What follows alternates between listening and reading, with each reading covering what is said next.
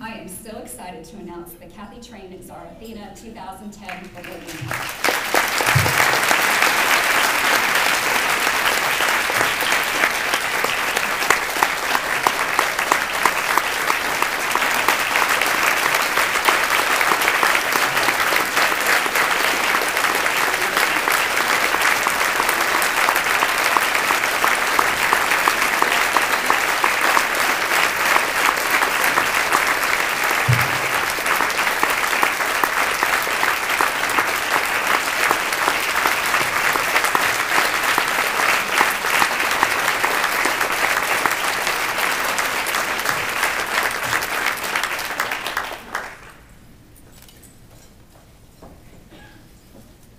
I'm wondering where she is.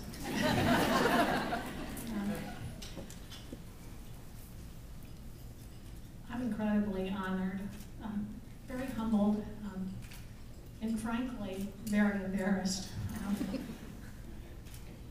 And I thank you for this gift. I have had a wonderful, wonderful career and job. I have worked with absolutely exceptional and giving and talented board of directors, volunteers, and the most exceptional colleagues anyone could ever work with. I'm very proud to say they're my friends. And I think we've done good things for our neighbors. All of the things Sherry talked about, I did not do. They were done by the people that I work with and our volunteers. I just got to be there alongside.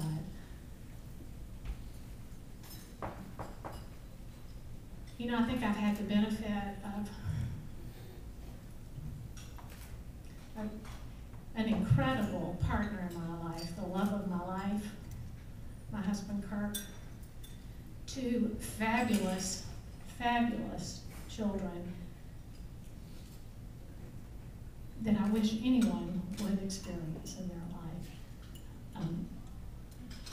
Being from the Deep South, I have a number of very strong, nurturing, very strong, very strong, very strong women in my life who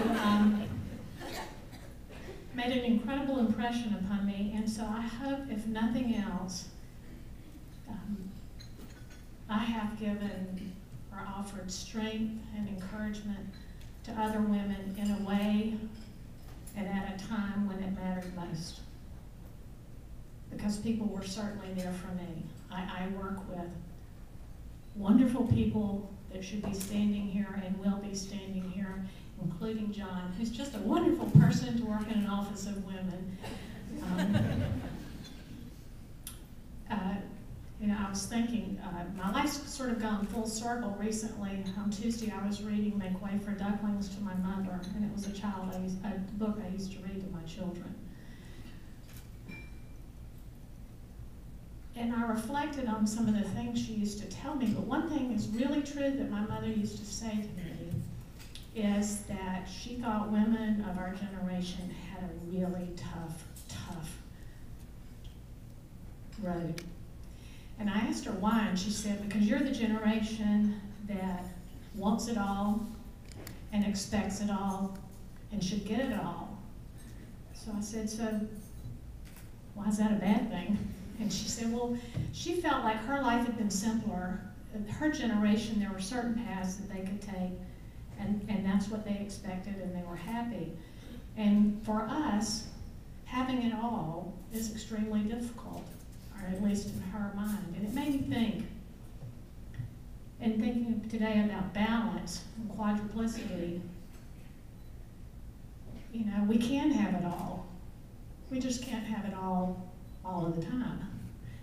And therein lies the balance.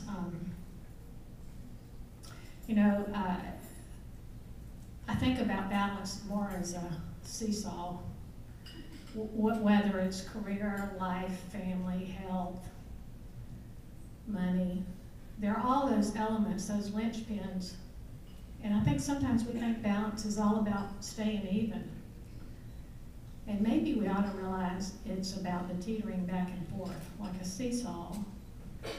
And instead of being so concerned that we haven't got it even, maybe we should just be flexible and creative, which we are, and enjoy it. So, today made me remember that the balance of my life has been about a fabulous job, incredible volunteers, and people throughout the community, and colleagues that now, instead of, when one of them is going to go work somewhere else, 12 of us are going. So whoever gets us next, we come as a team, and we'd be happy to do that. So I'll stop there. Thank you, Sherry. Thanks to my office, who I think a great deal of, and my husband, Kurt.